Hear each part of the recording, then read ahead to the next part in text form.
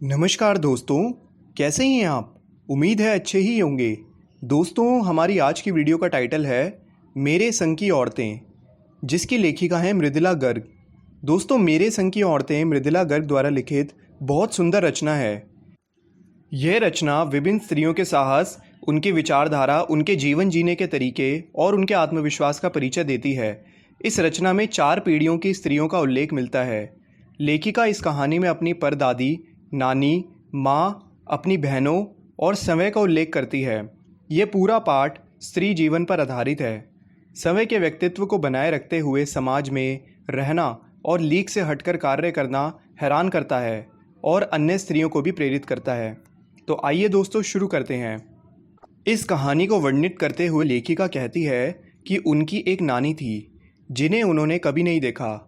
लेखिका की मां का विवाह होने से पहले ही उनकी नानी की मृत्यु हो चुकी थी। लेखिका को अपनी नानी से कहानी सुनने का सौभाग्य तो नहीं मिल पाया, लेकिन उन्होंने नानी की कहानियों को जरूर सुना था, जिसका वास्तविक मर्म लेखिका को बाद में समझ में आया। लेखिका अपनी नानी के बारे में बताते हुए कहती हैं कि उनकी नानी एक पारंपरिक अनपढ़ और पर्दा करने वाली महिला थी, जिनके पति विवाह के बाद उन्हें छोड़कर वकालत पढ़ने विदेश चले गए।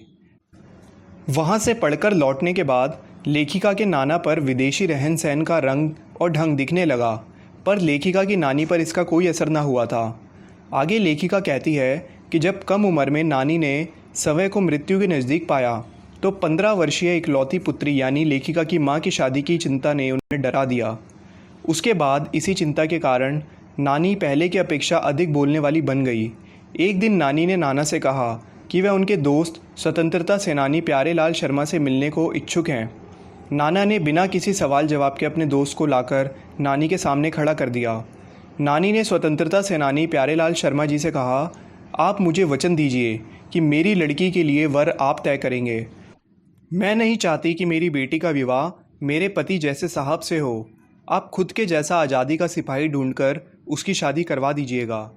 आगे लेखिका कहती हैं कि नानी की मर्जी के मुताबिक मेरी माँ की शादी एक पढ़े लिखे लड़के यानी मेरे पिता के साथ हो गई, जिन्हें बाद में स्वतंत्रता आंदोलन में शामिल होने के अपराध में ICS की परीक्षा में बैठने से रोक दिया गया था। लेखिका कहती हैं कि मेरी माँ, नानी और गांधी जी की तरह ही सादा और उच्च विचारों वाला जीवन जीने के आदी हो गई थी। नाना पक्के साहब माने जाते थे, वह सिर्फ नाम के ही हिंदुस्तानी रह गए थे। बाकी तो चेहरे मोहरे, रंग ढंग, पढ़ाई लिखाई सब में अंग्रेज थे। लेखिका कहती हैं कि मज़े की बात यह है कि गांधी, नेहरू या मेरे पिताजी के घरवाले हों या फिर आज़ादी की जंग लड़ने वाले ही क्यों ना हों, सभी अंग्रेज़ों के सबसे बड़े प्रशंसक थे। लेखिका अपनी माँ के बारे में बताते हुए कहती हैं कि मैंने कभी उन्हें भारतीय माँ जैसा पाया ही नहीं था। ना वह कभी हमें दुलार या लाड प्यार दी, ना कभी उन्होंने हमारे लिए खाना बनाया और ना ही कभी अच्छी पत्नी बहू होने की सीख दी। उनका ज़्यादातर समय पुस्तकें पढ़ने में गुजरता था, बाकी का समय साहित्य चर्चा और संगीत सुनने में बीतता था। जो ये काम वे बिस्तर पर लेटे लेटे ही किया करती थी। घर में पिताजी माँ की भूमिका निभा लिया करते थे। लेखिका कहती है कि छोटे से घर में 6 बच्चों के साथ सास ससुर आदि के रहते हर व्यक्ति को स्वतंत्र रूप से रहकर अपनी प्राइवेसी बनाए रखने की छूट थी। इसी प्राइवेसी का फ़ायदा उठाकर हम 3 बहनें और एक छोटा भाई लेखन को समर्पित हो गए, यानी ये लोग राइटर बन गए। आगे लेखिका कहती है कि जब मेरी माँ पहली बार प्रेग्नेंट हुई तो मेरी परदादी ने मंदिर में जाकर मन्नत मांगी कि मेरी बहू का पहला बच्चा लड़की के रूप में पैदा हो। वैसे घर में पहला बच्चा हर बहू का लड़का पैदा होता आ रहा था, लेकिन परदादी की मन्नत भी भगवान ने कुछ ऐसी सुनी कि एक के बाद एक करके 5 बेटियों ने जन्म ले लिया था। एक बार घर के सभी लोग घर से बाहर एक बारात में गए हुए थे और घर में जागरण था, अतः लेखिका की दादी शोर मचने की वजह से दूसरे कमरे में जाकर हुई थी। तभी एक चोर ने सेंध लगाई और उसी कमरे में घुस गया, पर दादी की नींद खुल गई। उन्होंने चोर से एक लोटा पानी मांगा।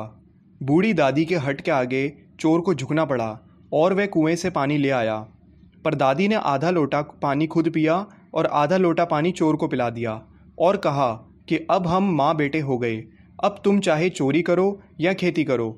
उनकी बात मानकर चोर बेचारा चोरी छोड़कर खेती करने लगा। लेखिका अपनी परदादी के बारे में यही बताती हैं कि उनके सामने तो अच्छे अच्छे नामी चोर भी फंस जाया करते थे, लेखिका ने बाद में जब उस चोर को देखा तो वह भला मानुस सीधा साधा बूढ़ा लगा। जब 15 अगस्त 1947 को भारत आज़ादी के जश्न में डूबा हुआ था तब लेखिका बीमार हो गई थी। वह उस समय 9 साल की बच्ची थी। लेखिका के बहुत रोने धोने पर भी उसे इंडिया गेट जाकर जश्न में शामिल होने नहीं दिया गया। लेखिका और उसके पिताजी के अलावा घर के सभी लोग बाहर जा चुके थे। बाद में पिताजी ने उसे ब्रदर्स कारामजोव नामक उपन्यास पकड़ा दिया। उसके बाद लेखिका उपन्यास पढ़ने में व्यस्त हो गई थी और पिताजी अपने कमरे में अपनी किताबें पढ़ने लगे थे। आगे लेखिका कहती हैं कि ये उसकी परदादी जी की मन्नत का ही प्रभाव रहा होगा कि लेखिका और उसकी 4 बहनें लड़की होकर भी किसी हीन भावना का शिकार नहीं हुए। लेखिका कहती है कि पहली लड़की जिसके लिए परदादी मन्नत मांगी थी वह मैं नहीं बल्कि मेरी बड़ी बहन मंजुल भगत थी, जिसका घर का नाम रानी था। दूसरे नंबर पर मैं थी और मेरा घर का नाम उमा था। उसके बाद मुझसे छोटी बहन का नाम है गौरी, जिसे बाहर से सब चित्रा के नाम से जानते थे। वो राइटर नहीं थी।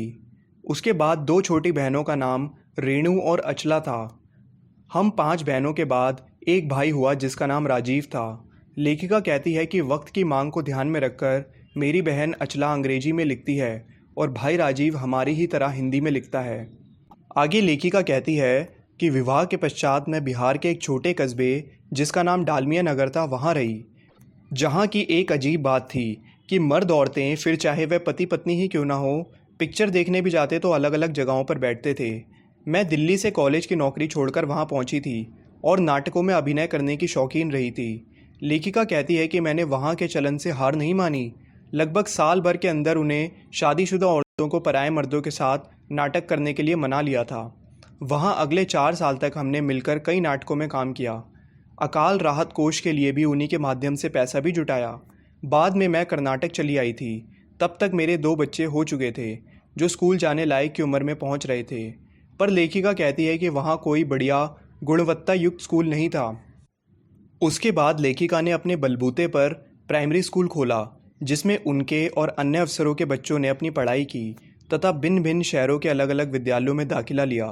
विद्यालय खोलकर लेखिका ने दिखा दिया कि वह अपने प्रयास में कभी असफल नहीं हो सकती। लेकिन लेखिका स्वयं को अपनी छोटी बहन रेणु से कमतर आंकती थी।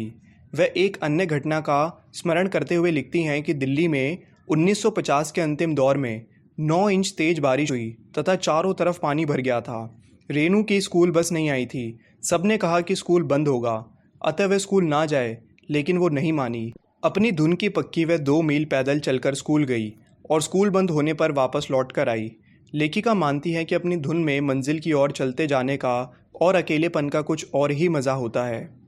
ऐसे बहुत अवसर आए जब लेखिका ने अपने जुझारू और जिद्दीपन के नमूने पेश किए, लेकिन उन्हें सबसे ज़्यादा ख्याति हासिल हुई अपनी लेखन कला में।